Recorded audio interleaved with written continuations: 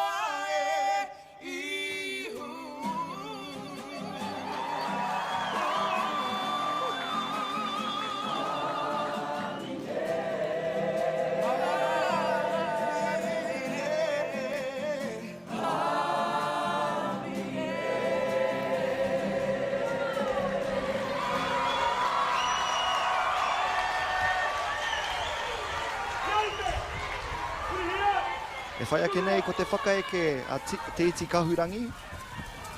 Poukai ki Te Arawa. When the Māori Queen passed, the Te Arawa hapu of Ngāti Pikiao asked the kingitanga if they could host a Poukai on the anniversary of her coronation.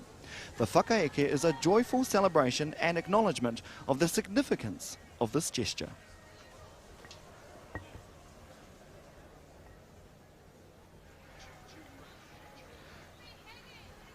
Kei te kitea e tātou, kei konei te mahi a te tangata, kua muia te papa nei e te tini e te mano. Ia rātou e whanga ana e tatari ana, kia hoki mai anō, Te Iti Kahurangi, no Waikato.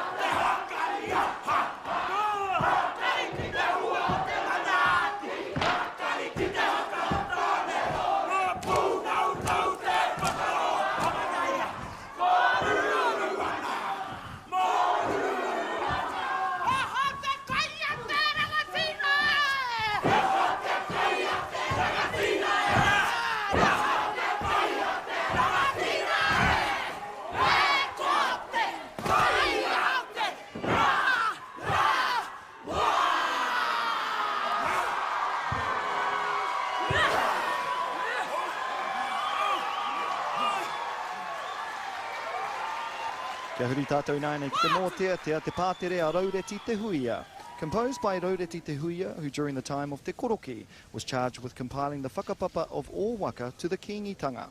This waiata is the fruit of his labour and was taught to the group by his mokopuna, Rovina.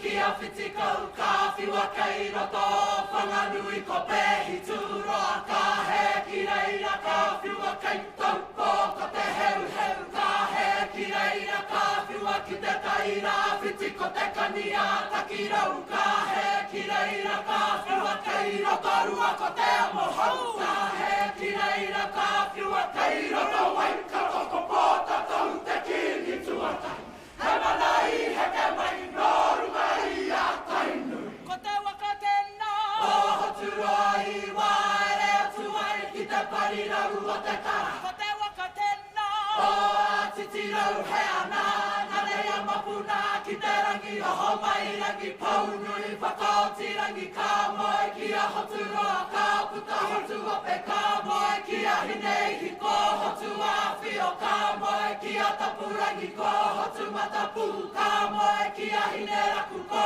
mo tai ka moe ki a kare a uru ko ue ka moe ki a kahuko raka ka moe ki a tai orohi a ko ka kati nā ka kati waere taku ara ki a kura haupo ko te wakatena o tau mauri ko tua ho puhi rere puhi a we puhi a rahi a ko hoe a ko ururangi ka moe ki a ka kati ko ta whao ka moe ki a maru te hia ki na ko tūrongo nā tūrongo I waere taku ara ki te taira whiti ki a tā ki te mu wakatena o tamatea ka humunu ka hukura nui rā kei hikuro tū puru puru rangi tū ehu tū waka nā tū waka I waere taku ara ki a māta tūwa o te wakatena o toro a koru ai hana ko mauri nui tahinga o te roa awa nui a rangi rongotangi a waira peke a watopeko Poukai mo ana tupori au rā kei te kuna ka moe ki a tū waka ko mahina rangi ka moe ki a tū rongo ko raukawa ka moe ki a tū rongo I hiko rere ahu ka moe ki a hine au taunangu ko mani a poto ka moe ki a hine mani a ko te kawairi rangi ka moe ki a marei ko runga te rangi ka moe ki a pare raukawa ko uruhina ka moe ki a taunga hui a ko te kawa nā te kawai waere taku ara ki a toko maru ko te wakatena o wangai ari ki kotu mahau ko ke mokoto ko a kohika mate kohika tau aro rea rā kai whakairi ko rā kai ora kotu mami ko mawake nā mawake waere taku ara ki a panehira ira ko te wakatena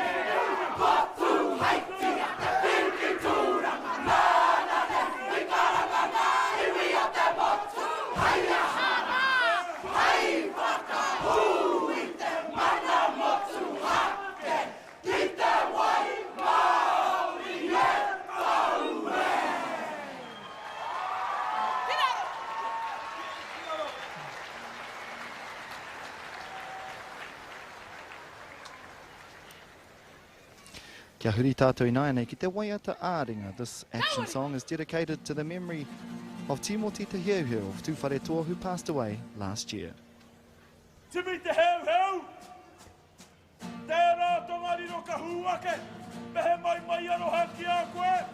tēnei te iwi o te whare Taku o tatau, e tangi nei ki te whare ariki o Tuwharetoa.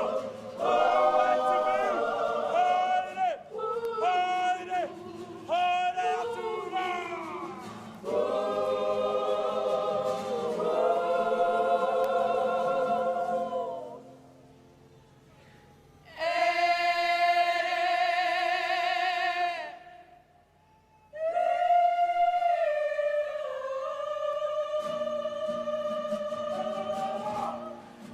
Waiata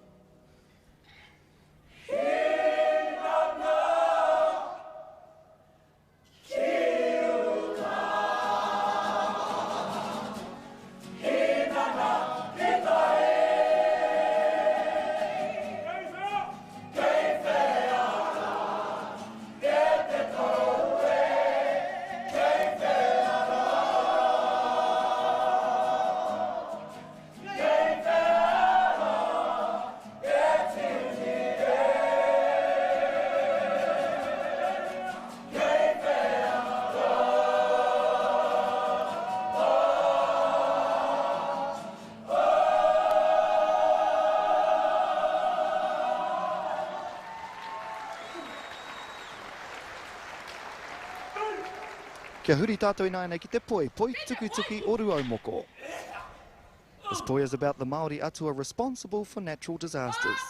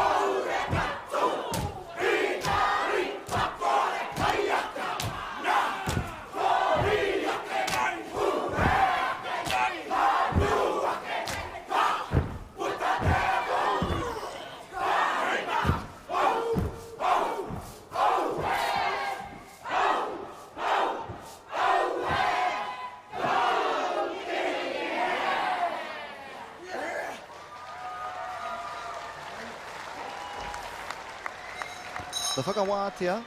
is Te Atua Whiowhio. The exit recalls the time when Te Koti was being sheltered in the Waikato by Ngāti Maniapoto. During that time, he prophesied the advent of locomotives.